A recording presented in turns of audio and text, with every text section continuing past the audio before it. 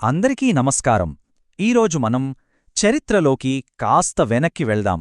సరిగ్గా 1947లో మనకు స్వాతంత్రం వచ్చినప్పుడు భారతదేశ ఆర్థిక వ్యవస్థ పరిస్థితి ఏంటి, మనకు ఎలాంటి ఎకానమీ వారసత్వంగా వచ్చింది, దాని మూలాలేంటో ఒకసారి పరిశీలిద్దాం. 1947 ఒక కొత్త దేశం పుట్టింది. కాని దానికి వారసత్వంగా వచ్చింది మాత్రం శతాబ్దాల నాటి చాలా పాత ఆర్థిక వ్యవస్థ. అయితే అసలు పాయింట్ ఏంటంటే, ఆ ఆర్థిక వ్యవస్థ అంత బలహీనంగా విచ్ఛిన్నంగా ఎందుకుంది? ఈ ప్రశ్నకు సమాధానం వెతకటమే ఈరోజు మన పని. ఈ ప్రశ్నకు సమాధానం దొరకాలంటే మనం ముందుగా వలస పాలన అంటే ఏంటో సింపుల్గా అర్థం చేసుకోవాలి. చూడండి, బ్రిటిష్ వాళ్ళు మనల్ని కేవలం పాలించలేదు.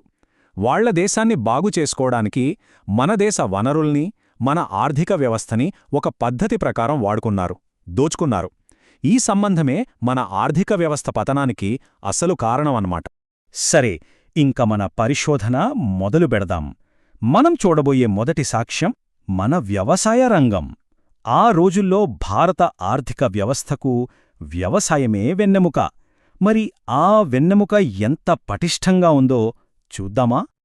ఒక్కసారి ఊహించుకోండి, దేశ జనాభాలో దాదాపు 85% మంది, అంటే దాదాపు ప్రతి ఒక్కరూ బ్రతకడానికి వ్యవసాయం మీదే ఆధారపడి ఉన్నారు.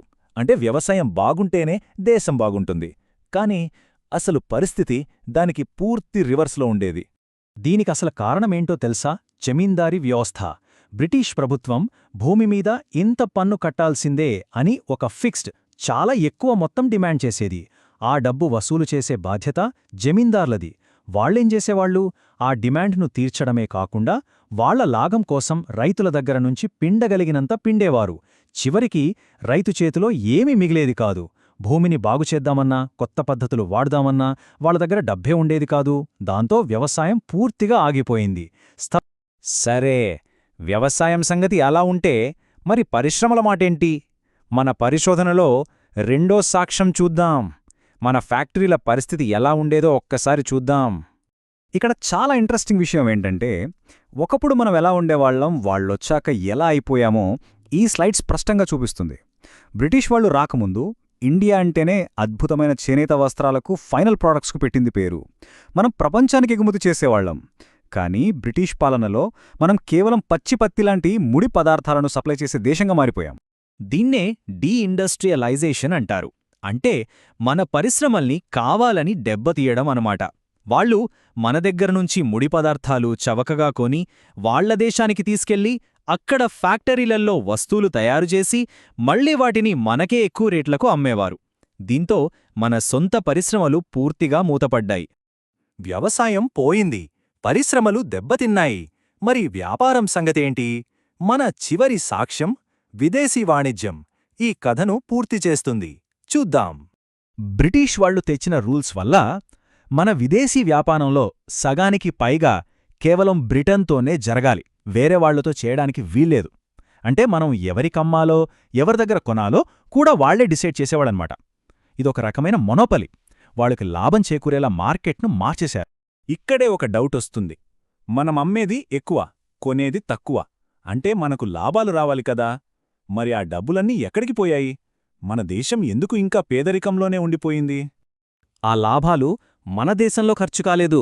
మనకొచ్చిన ఆ డబ్బంతా ఇక్కడ ఇండియాలో ఉన్న బ్రిటిష్ ఆఫీసుల ఖర్చులకు, వాళ్ల ఆఫీసర్ల జీతాలకు, బ్రిటిష్ సామ్రాజ్యం వేరే దేశాలతో చేసిన యుద్ధాలకు, వాళ్ల సొంత ఖర్చులకు వెళ్ళిపోయింది. ఒక్క రూపాయి కూడా ఇండియా అభివృద్ధికి వాడలేదు. దీన్నే చరిత్రకారులు సంపద దోపిడీ అని పిలిచారు. సరే, మనం వ్యవసాయం చూశాం, పరిశ్రమలు చూశాం, వాణిజ్యం కూడా చూశాం. ఈ సాక్ష్యాలన్నీ ఒకే విషయాన్ని చెప్తున్నాయి.